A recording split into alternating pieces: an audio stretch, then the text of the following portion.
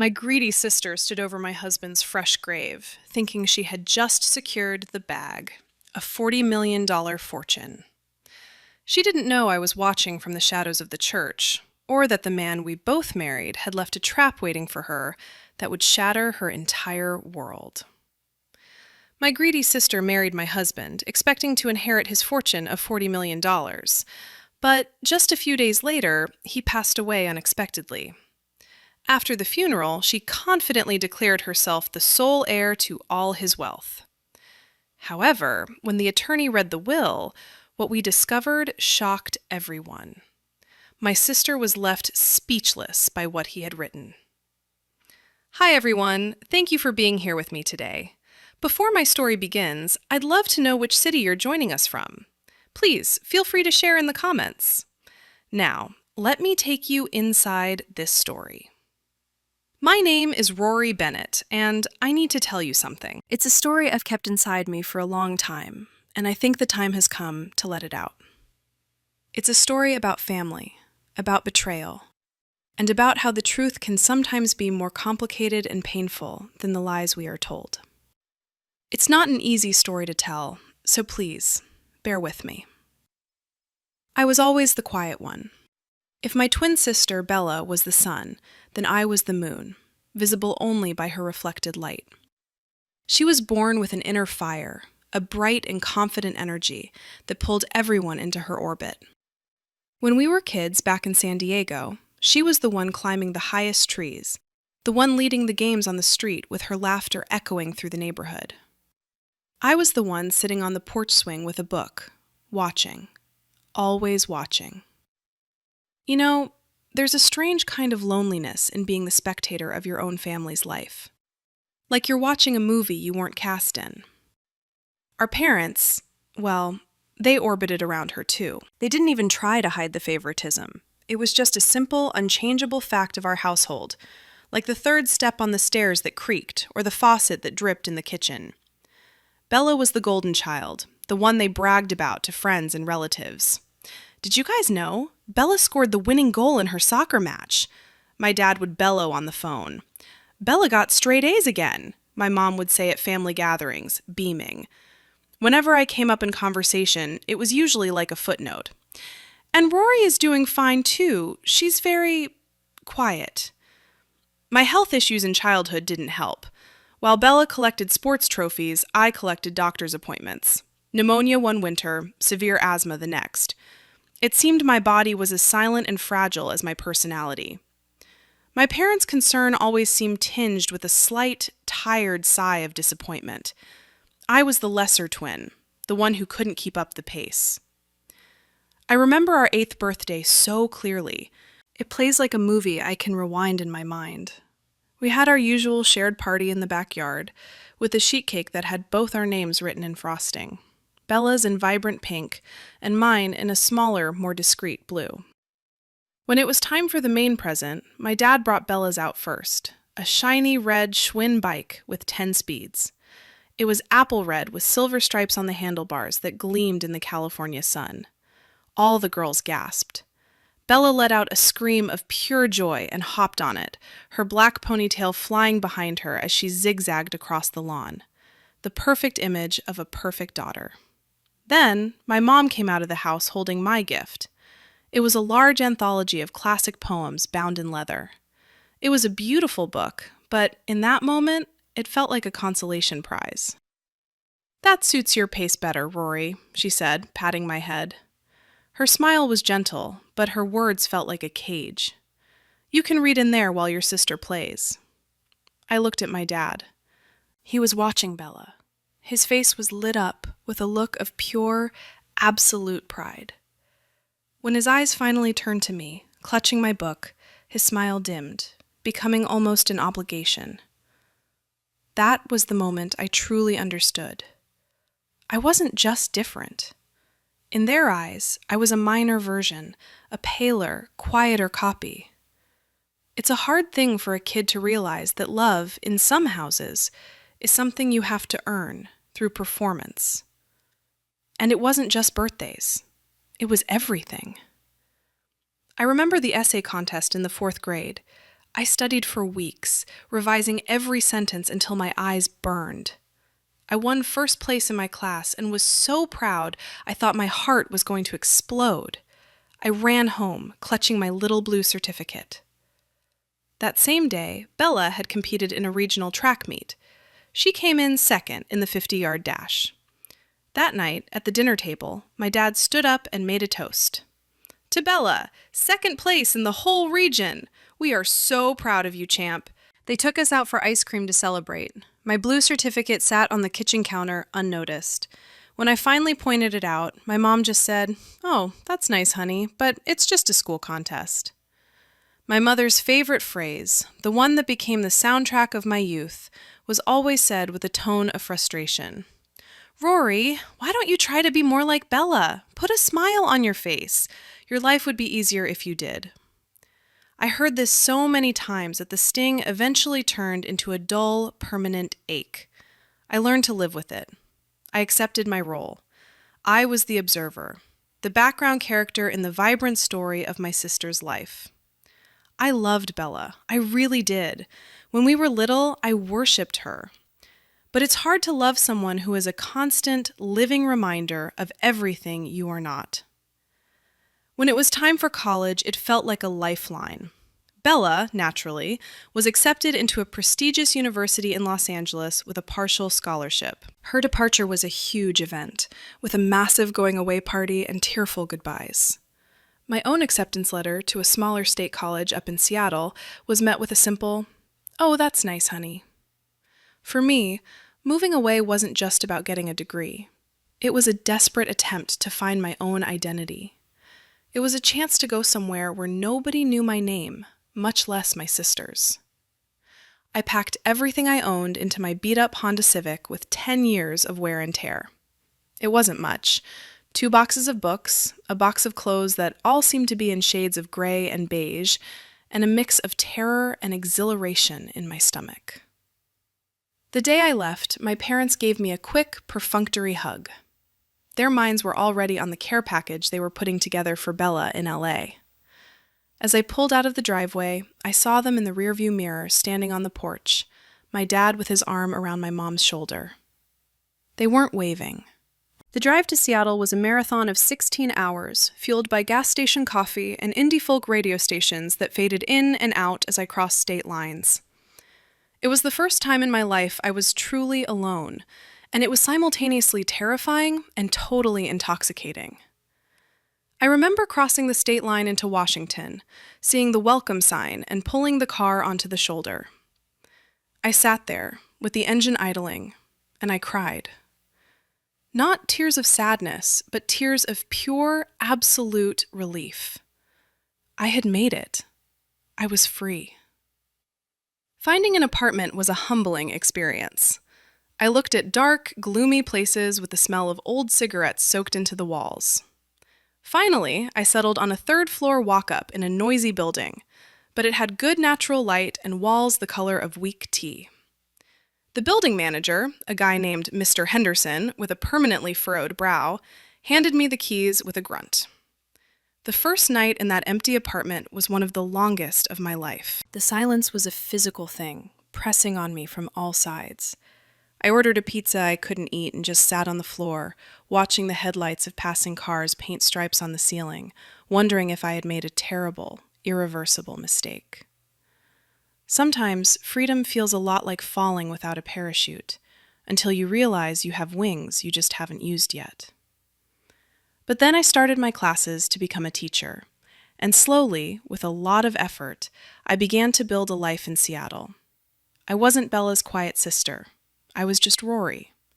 I was the girl who always had her notes in order, the one you could count on for a study group. I made a few friends, hesitant connections at first, watered with books and coffee. And when I started my student teaching, I found my purpose. The kids, with their clumsy honesty and lack of filters, didn't care if I was outgoing or popular. They cared that I was kind. They cared that I listened to them. They cared that I could show them the magic of turning letters on a page into stories in their heads. I'll never forget the first time one of my students, a shy girl named Mia, wrote me a note that said, "You are the best teacher." I folded that piece of paper and kept it in my wallet for years. It was the first trophy I ever won. After graduation, I got a full-time teaching job at a wonderful school in a quiet neighborhood. Life settled into a gentle, predictable rhythm. It was a small, simple life, but it was mine. And then Arthur showed up and turned my small, simple life into something beautiful. I met him through a coworker. She had been trying to set me up on dates for months, and I always politely refused. The idea of dating was terrifying, but she was persistent. "He's a good man, Rory, quiet like you." His name was Arthur Graham, and he worked in real estate. Our first date was at a little Italian trattoria in the neighborhood, the kind with checkered tablecloths and wine bottles used as candle holders. I was so nervous, I knocked over my water glass in the first 5 minutes. I was mortified, but Arthur just laughed, a warm, easy sound, and helped me dry everything with a napkin. He had a way of making you feel at ease. He wasn't like the loud, arrogant men Bella always dated. He was calm, observant, and had the kindest eyes I had ever seen. He had that quiet warmth that drew people in without demanding attention. I spent most of dinner talking about my students, rambling about lesson plans and recess drama. I was sure I was boring him to death, but he never looked bored. He listened, really listened, nodding his head and asking thoughtful questions. "So, which book are you reading with them now?" he asked. Or, "What was the funniest thing a student said this week?" Near the end of the night, while we waited for the check, he looked at me from across the table with a gaze so direct it made my heart flutter. "You know," he said softly, "you talk about these kids with so much love. It's something really special." He paused and added, "You're different, in a good way. The kind of difference that stays with you." Those words were like water on dry earth. Nobody had ever called my quietness special. They called it shy, backward, antisocial. But Arthur saw it as a strength. He saw me. We dated for 2 years before getting married. Our courtship was as calm and gentle as he was. We took long walks around Green Lake, cooked together, and spent hours just talking. He proposed to me on a rainy Tuesday night. We were in our cozy little apartment, curled up on the sofa, listening to the rain hit the window. He hadn't prepared any special meal or planned any grand gesture. He just turned to me, held my hand, and his eyes were full of sincere, overwhelming love. "Rory," he started, his voice a little choked up. "I never knew life could be this peaceful. I never knew I could be this happy. I don't want to spend a single day without this. Will you marry me?" He pulled out a small box. Inside was a simple, elegant ring that was more beautiful to me than any flashy diamond Bella's boyfriends had ever bought for her. Tears streamed down my face as I said yes. They were tears of pure, simple happiness. For the first time in my life, I felt completely and totally chosen. It's a powerful thing to realize that you don't have to shine the brightest to be the light of someone's life. Our life together wasn't a fairy tale, but it was real, and it was good. His stable job and my teacher's salary were enough to put a down payment on a small but charming house in a neighborhood with big oak trees. We spent our first year in that house making it ours. We painted the walls a soft yellow, planted a garden in the backyard, and scoured flea markets for furniture that had character. Arthur was surprisingly handy. I remember one Saturday we spent the entire day assembling a bookshelf, laughing as we kept putting the shelves in upside down. That bookshelf, crooked as it was, became my favorite piece of furniture. Our life was built on small, happy rituals. Saturday morning coffee at the corner bakery, where the attendant always called us lovebirds. Sunday afternoons spent reading side by side on the couch. We never had children. After a few years of trying, we accepted that it wasn't meant to be and found contentment in our life as a duo. Our house was quiet, full of books, with the smell of Arthur's coffee in the morning and a deep, lasting sense of peace. Arthur was my biggest cheerleader. He believed in me more than I believed in myself. When I was offered a small promotion to be the grade level coordinator, I was terrified of the extra responsibility. Arthur sat with me for hours, making lists of all the reasons why I was qualified, telling me how proud he was. He made me feel capable. He made me feel strong. During those years, my contact with Bella was sporadic. She was now a high-level marketing executive in Los Angeles, living a life that seemed a world away from mine. She called every few months, usually when she had something new to brag about. "Oh, Rory, you won't believe it," she'd say, her voice vibrating with energy. "My agency just closed the Coca-Cola account. And my new boyfriend, he's a heavy-hitter investor. He took me to Paris for the weekend." I listened, offering polite congratulations. "That's wonderful, Bella. I'm happy for you." Then I would talk about my new reading program for the first graders, or the tomatoes we were growing in our garden. I could almost hear her eyes rolling through the phone. "Well, that's cute, honey," she would inevitably say, in a tone mixing pity and condescension. "As long as you're happy with your simple life." The fact was, her words didn't have the power to hurt me anymore, because I was happy. I wasn't living a life that would make a glamorous magazine spread, but it was a life rich in love and purpose. I had a man who valued me for exactly who I was. I had a job that made a difference. I didn't need Paris or market investors. I had everything I ever wanted right there, in that house, with kind, steady Arthur by my side. For 10 wonderful years, I believed our calm, simple love was invincible. The change, when it came, was like the tide going out slowly, so gradually that you don't realize the shoreline has moved until you look up and see miles of exposed, barren sand. It started around our 10th wedding anniversary. Arthur began working later. At first, it was just an hour or two. "Big project at work," he'd tell me, giving me a tired kiss on the cheek before disappearing into his home office. But soon, he was coming home when I had already eaten dinner, long after the sun went down.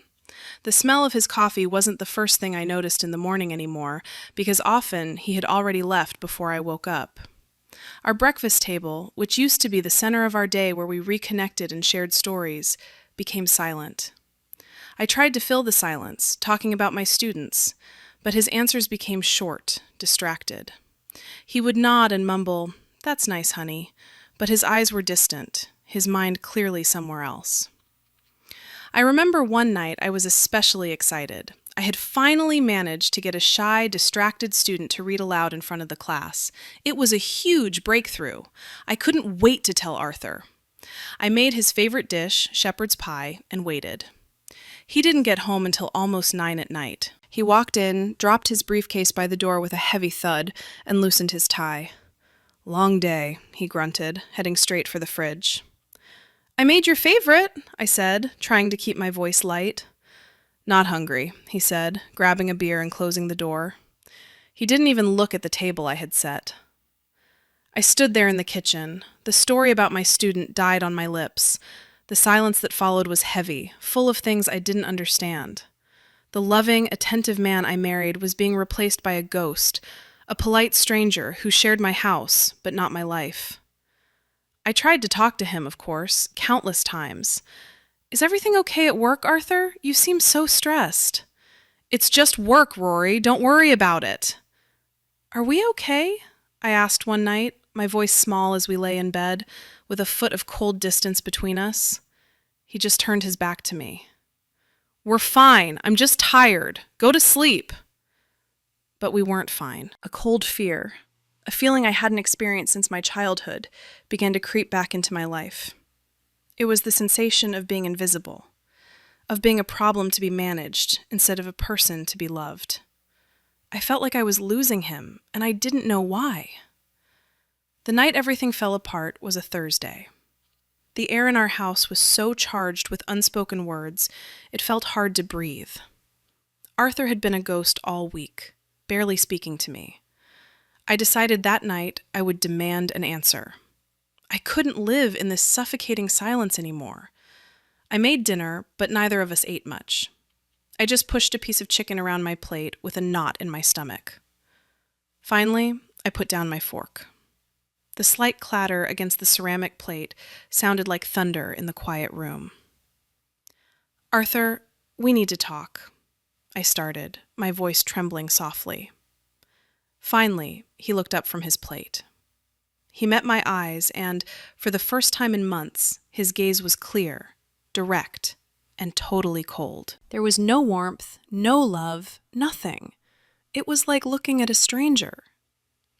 "You're right," he said, his voice flat and devoid of any emotion. "We do." He took a deep breath, and the next 4 words detonated my life. "I want a divorce."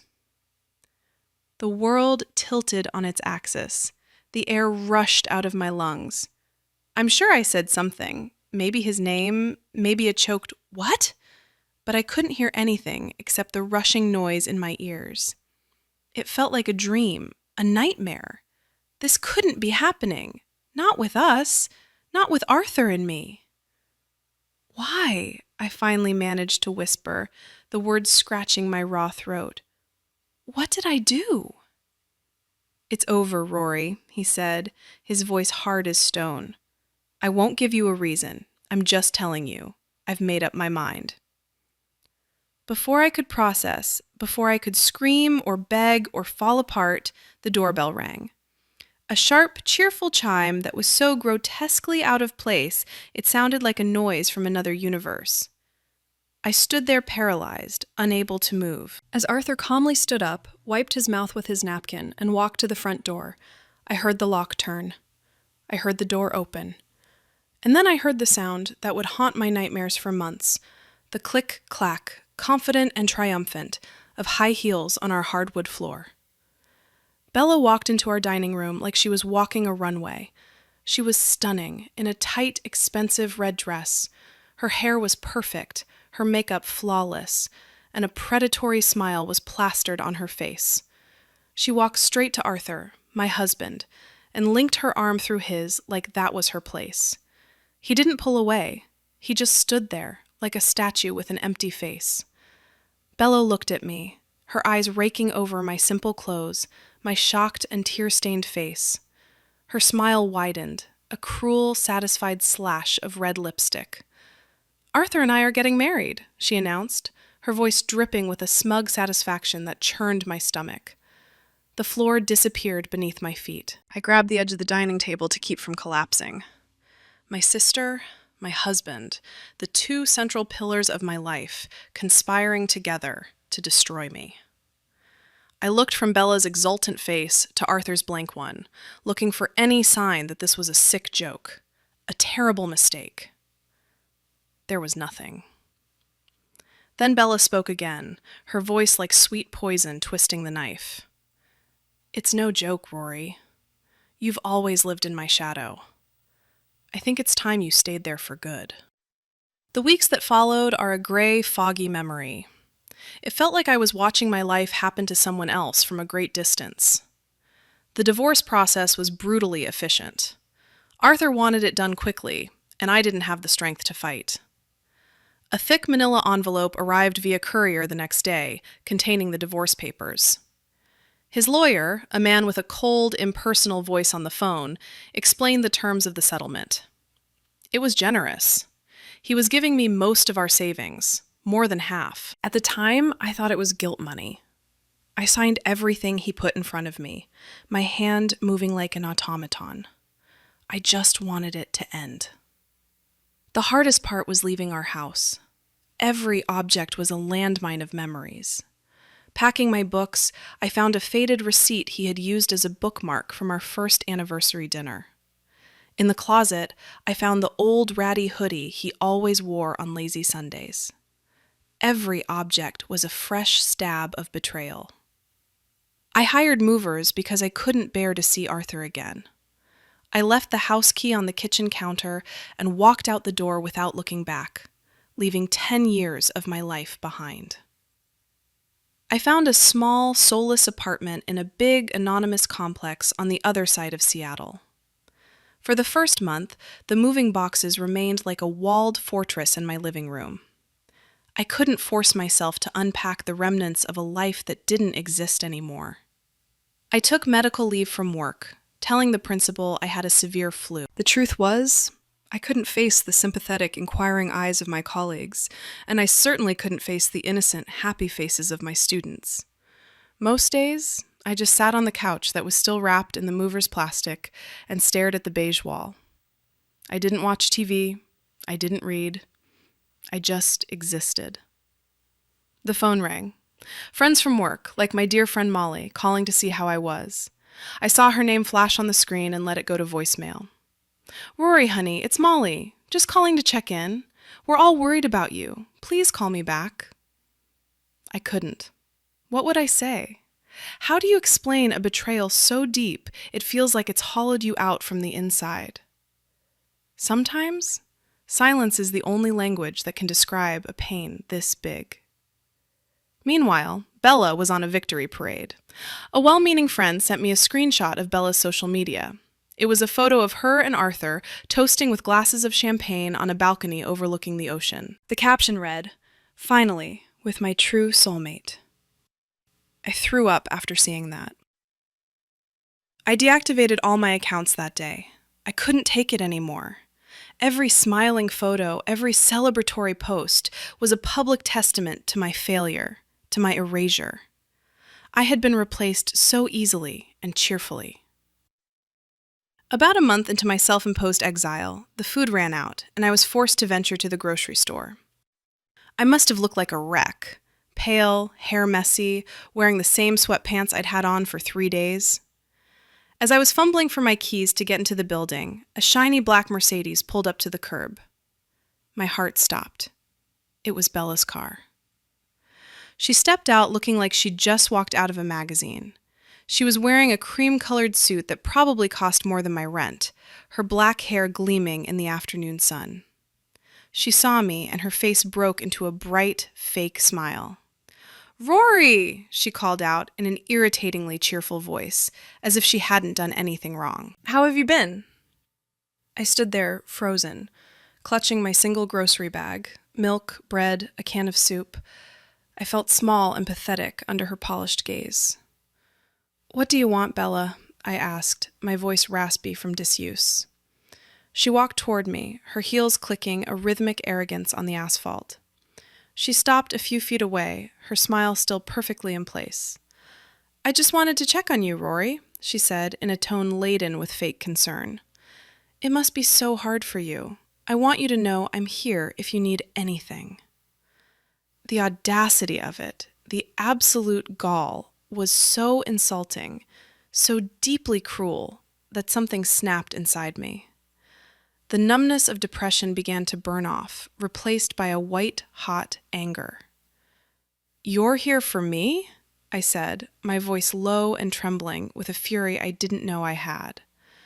"You stand there in your expensive suit after blowing up my life and pretend to be worried?" Her smile tightened at the corners. "Now, Rory, don't be dramatic." "Dramatic?" I almost laughed. It was a raw, ugly sound. "What matters, Bella, is what you did. You betrayed your own sister. You took my husband, my home, my life, and now you have the nerve to stand here offering me pity? Get out of here. Stay away from me." For the first time, her mask slipped completely. The fake sympathy vanished, and her eyes turned into cold, hard chips of ice.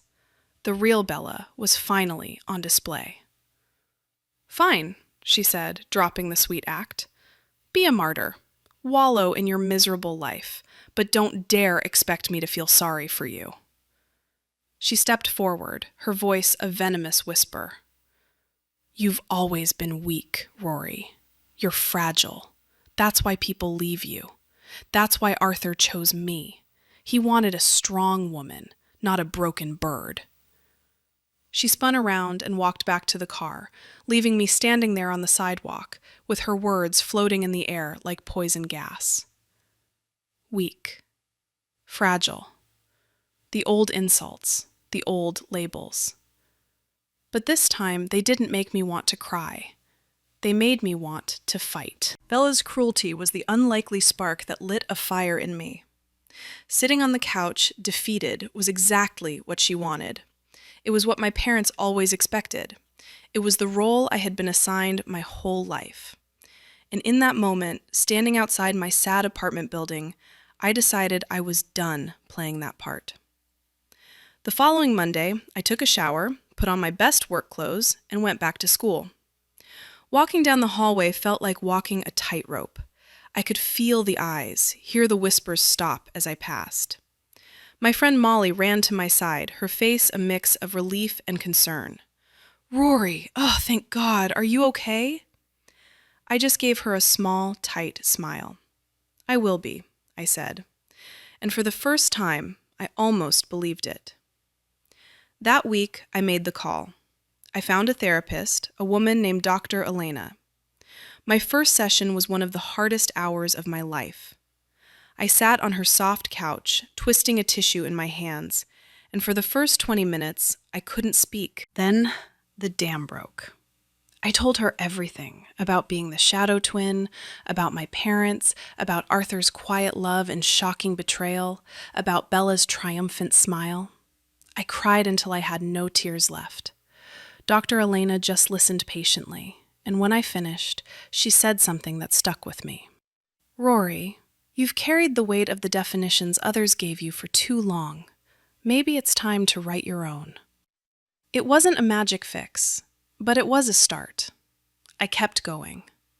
We began the slow, painful work of knitting my past back together. One night, I saw a flyer at the local library for a community book club. The old me, the weak and fragile Rory, would have crumpled the paper. But the new me, the one who was tired of being afraid, took a picture with her phone. The following Tuesday, I walked into that meeting room at the library. My heart was racing. I sat in a chair in the back, planning to just listen. The book was one I loved, and as the other women started discussing it, I found myself disagreeing with one of the points they raised. Before I could stop myself, I spoke up. "I actually saw that character's motivation a little differently," I said, my voice barely above a whisper. All eyes turned to me. I explained my point of view, expecting them to dismiss it, but instead, a woman across the table smiled. "That's a really interesting interpretation. I hadn't thought of it that way." It was a small thing, a tiny victory, but it felt monumental. I was making new friends. I was finding my voice. I was, slowly and painfully, rebuilding myself, not on the foundation of Arthur's love or my family's approval, but on something new, something that was entirely mine. 3 months passed. My life found a new, quiet rhythm. It was a fragile stability, but it was mine. I was teaching, going to therapy, visiting my book club. I was starting to sleep through the night again. The grief was still there, a constant stitch in my chest, but it didn't consume me anymore. I was surviving. Then, on an ordinary Tuesday afternoon, everything turned upside down again. I was in my classroom after the final bell, grading papers, when my cell phone rang. It was an unknown number, with a local area code. I almost let it go to voicemail, but something made me answer. "Hello? Could I speak with Ms. Rory Bennett?" The voice was male, professional, and somber. "This is she," I said, a flash of unease rising in me. "Ms. Bennett, my name is Richard Sterling. I am an attorney with the firm Sterling & Associates. I apologize for the unsolicited call. I am calling you today regarding your ex-husband, Arthur Graham." My blood ran cold. I sank into the chair behind my desk. Why would Arthur's lawyer be calling me? "Is everything okay?" I asked, my voice suddenly tight. There was a pause on the other end of the line, the kind of heavy silence that precedes terrible news. "Ms. Bennett," Attorney Sterling said, his voice gentle but firm. "I regret to inform you that Mr. Graham passed away suddenly last night." The classroom around me seemed to warp and fade. The colorful posters on the wall blurred. Passed away. Arthur. It didn't make sense. He was young, healthy. What? I breathed the word. How? What happened? A heart condition, from what I've been informed, he explained. It was very sudden. I am so sorry for your loss. My mind was a chaotic storm of disbelief and confusion. Loss? He wasn't mine to lose anymore. But the news hit me with the force of a physical blow. Arthur was gone. Why are you calling me? I stammered. Mr. Graham updated his will a few months ago, shortly after your divorce was finalized, Mr. Sterling said. He left very specific instructions for me to contact you directly in the event of his death. There are some legal matters to discuss, but more importantly, he left a letter. A letter he wanted to absolutely guarantee reached your hands. A letter for me? After all this time, after all the silence and cruelty, he had left me a letter. I understand, I said, my voice a hollow echo of itself. When can I come in? We set a meeting for the following week. I hung up the phone and just sat there in my empty classroom with the late afternoon sun streaming through the blinds, casting long shadows across the floor. Arthur was dead, and he had one last thing to tell me. The next morning felt surreal. The drive to the lawyer's office in downtown Seattle was a blur. I remember the traffic, the horns, people rushing on the sidewalks, all seeming to be part of a different world, a world that was still normal. The offices of Sterling and Associates were on the 25th floor of a shiny glass skyscraper. It was the kind of place that smelled like money and polished wood. I sat on a soft leather couch in the waiting room, my hands clasped so tight in my lap my knuckles were white. I looked out the floor-to-ceiling window at the city sprawled below, feeling small and totally terrified. What could he have written to me? An apology? An explanation? One last cruel twist of the knife? After what felt like an eternity, a man with a kind face, around 60, with gray hair and a serene posture, came to greet me. It was Attorney Richard Sterling. Ms. Bennett, thank you for coming on such short notice, he said, shaking my hand. His grip was firm and reassuring. He led me to his corner office. Bookshelves lined the walls from floor to ceiling. He gestured for me to sit in one of the 2 chairs in front of his large, tidy mahogany desk. Please, he said, sitting down. I know this is a difficult time. My heart was beating against my ribs like a caged bird. He slid a small stack of papers across his desk, the sound crisp in the quiet room. As I mentioned, he began, his voice soft, Arthur made some very specific changes to his will. We can go over the legal and financial details of the inheritance shortly, but he was emphatic about one thing above all else. He opened a drawer and pulled out a single plain white envelope. He slid it across the polished surface of the desk until it stopped directly in front of me. My name, Rory, was written on the front. It was Arthur's handwriting, painfully familiar. The same handwriting that had filled birthday cards and love notes he gave me for over a decade. He insisted you receive this before anything else was discussed, Mr. Sterling said. His last letter to you. Please, take the time you need. I stared at the envelope. It seemed to pulse with a life of its own. My hands shook as I reached for it. The paper felt cold and heavy to my touch. For a moment, I couldn't force myself to open it. I was scared of what was inside, but I knew I had to open it. I needed to know. Slowly, with trembling fingers, I broke the seal and unfolded the single sheet of paper inside. The words were written in Arthur's familiar hand, though the letters looked a little shakier than I remembered. I took a deep breath and began to read. Dearest Rory, if you are reading this, it means my time has run out. There are 1,000 things I want to say, 1,000 apologies I owe you, but I don't have time for 1,000. I only have time for the truth. So I'll start with the most important thing.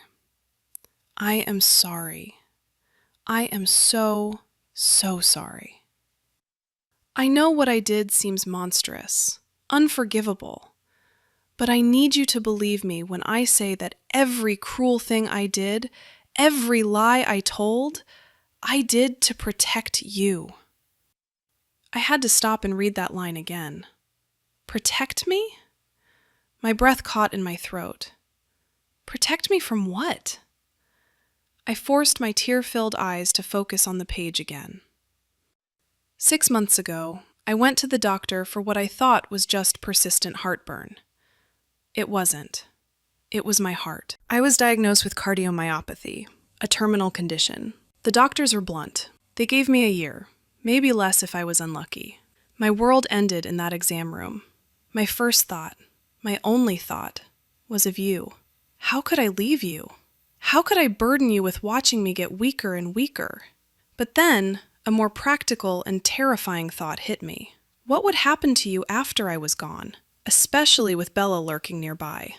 Around the same time, the lawyer for my late uncle's estate finally contacted me. Bella had been sniffing around that inheritance for months, ever since he passed away. She imagined it was a vast fortune. At first, I hoped she was right, that it was a blessing that could secure your future. But it was a curse. The estate wasn't a fortune. It was a trap. It was bogged down in over $2 million in hidden debts and liabilities. Bella, of course, didn't know that. She only heard the word estate, and her greed took over. She saw it as her winning lottery ticket. The paper crinkled in my tightening grip. A sob escaped my lips. And that was where I saw the only way out.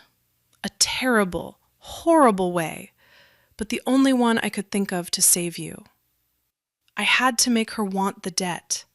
I had to make her want me. I had to push you away, Rory. I had to break your heart to save your future. It was the hardest thing I've ever done. Every cold word, every night I came home late, every time I saw the pain in your eyes and did nothing was like a knife in my own gut. The night I asked for the divorce, the night she was in our house, I have never felt so much disgust for myself. But I had to see it through. I needed her to be legally bound to me and my cursed estate when I passed. And I needed you to be legally, completely free of it. I left you my personal life insurance policy and my private 401k. It's not a fortune, but it's clean. It's yours. It should be enough to help you start over. A real fresh start, without her toxicity or financial ruin anywhere near you. You deserve a life of peace, my Rory. A life free of all of this. Please, try to forgive me. Please know that in my twisted, terrible way, I never stopped loving you.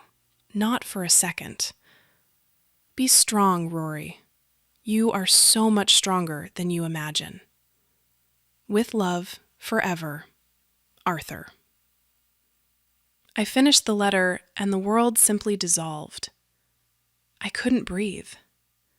A sound, a raw, wounded sound, tore from my throat. The letter fell from my limp fingers onto the desk. Everything was a lie. The coldness, the affair, the betrayal, it was all a desperate, tragic, selfless act of love. He hadn't left me. He had saved me. He sacrificed his name, his honor, and my love for him just to protect me. Sometimes the villain in your story is actually the hero wearing a mask you were never meant to see through. I sat there in that quiet office high above the city and wept. I wept for the man I had lost twice, once to a lie, and now forever to the truth. And now, telling this to you, sharing this impossible truth, I need to take a pause. It is still a wound that hurts. It feels as fresh today as it did in that office. If you are still listening, if you are still here with me, please help me by liking this video and commenting the number 1 down below. That lets me know you are with me on this incredible and painful journey. Your support is hugely empowering, and it truly encourages me. Please, comment the number 1 and then listen as I tell the rest of my story. I don't know how long I cried in Mr. Sterling's office. He was a perfect gentleman, silently pushing a box of tissues across the desk and leaving to get me a glass of water. When I finally composed myself, he gently explained the legal proceedings. Everything Arthur wrote was true. The divorce settlement was structured to give me all the liquid assets while legally disconnecting me from any of his future properties or debts. The $2 million debt was now legally attached to his estate. And the sole beneficiary and widow, the woman who had publicly claimed him, was Bella. He had built her a beautiful golden cage, and she had flown straight into it. The funeral was a few days later. I went, but I sat in the back row, hidden behind a large marble pillar. I saw Bella in the front row, dressed in a chic, expensive black dress, a delicate veil covering her face. She was the picture of the grieving widow. She dabbed her eyes with a handkerchief, leaning on the arm of one of her rich friends. She had no idea. She was crying for the man she thought had made her a multimillionaire, completely unaware that he had actually just made her responsible for a mountain of debt. Watching her performance, I didn't feel anger or even sadness anymore. For the first time in my life, when it came to Bella, I felt nothing but a deep, hollow pity. She would spend her whole life chasing shiny, impressive things: money, status, estranged husbands, and all it ever got her was a front row seat to a lie. Arthur's letter gave me a strange, bittersweet gift. It had redefined my entire life. I wasn't the weak one who was left behind. I was the one who was protected. I was the one who was loved. The money from Arthur's life insurance and retirement fund, his real legacy to me, appeared in my bank account a few weeks later. Staring at the number on the screen felt surreal. It wasn't a lottery win. It was the price of his broken heart, and mine. But I knew what I had to do with it. I had to honor his sacrifice. I had to live, and live well. My first act was to start looking for a house. My little apartment had served its purpose as a shelter, but now I needed a home. I found a small house on a quiet, tree-lined street, very similar to the one Arthur and I had shared. But this one was smaller, cozier. It had a big backyard, perfect for a garden. I made an offer, and it was accepted. It was around that time that Bella's calls started. The first one I missed. She left a voicemail, clipped and annoyed. "Rory, it's me. The probate lawyer is being very confusing. Call me back." I ignored it. A few days later, another call, another voicemail, this one more tense. "Rory, where are you? They're talking about creditors, about liens. This is ridiculous. Arthur was rich. Call me." Then the messages started, a frantic barrage of them.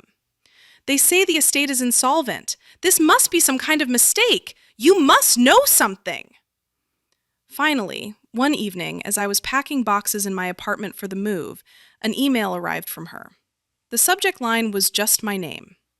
"Rory." The message was short. "We need to talk. Call me. I am your sister." The phrase she had used her whole life to demand my compliance, my silence, my deference. The old Rory might have felt a twinge of guilt. The old Rory might have called back, tried to help, tried to fix it. But the old Rory was gone. Arthur's final gift to me wasn't just the money, it was the truth. He had shown me, in the most painful way imaginable, who my sister really was. With a steady hand, I moved the cursor over the email. I dragged it to the trash icon, and then I emptied the trash. The final thread was cut. Her chaos was her own. It had nothing to do with me anymore. It's been a year now since that day in the lawyer's office. I'm writing this from the porch of my new house in Seattle. My garden is thriving. I have rows of tomatoes, zucchini, and more roses than I know what to do with. My hands are usually dirty with soil, and I've never been happier. I'm still teaching. My students are still the brightest part of my day. I still go to my book club on Tuesdays, and the women there have become my family. My friend Molly comes over for dinner every Friday. We drink wine and talk for hours. My life is quiet. It is simple, and it is totally, wonderfully mine. I'm not the same woman I was before. The pain of the past changed me. It carved new lines in my face, but it also carved a new strength in my soul.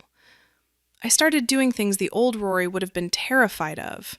I joined a hiking group, and last month I stood at the top of Mount Rainier, looking down at the world, feeling gloriously, incredibly small and powerful at the same time. Arthur's letter is with me, kept in a small wooden box in my closet. It is a reminder of the complexity of love and sacrifice, of the ways people can both hurt us and heal us. And while I still struggle with the pain of his betrayal, I also feel a deep gratitude for the chance he gave me to reclaim my life. I don't know what happened to Bella. After I cut contact, I never heard from her again. I can only assume she is dealing with the consequences of her own choices. Sometimes I wonder if she'll ever know the truth. But mostly, I don't think about her at all. For the first time in my life, I'm not looking over my shoulder at someone else's shadow. I'm facing forward, toward the sun, and I feel something I thought I had lost forever. Hope. A quiet, steady, resilient hope for the future. My future. A story where, finally, I am the one holding the pen. This story is a fictionalized account inspired by true events and the complex dynamics of family betrayal. While the characters may not be real, the pain of being unseen and the courage required to rebuild a life from scratch are experiences many of us know too well. We often think love means sacrificing our dignity, but true love should never ask us to disappear. Sometimes the hardest boundaries we set are the ones that save our souls. Karma has a way of balancing the scales, not through revenge, but through the natural consequences of our own actions. Thank you for listening to my story. It means more than you know.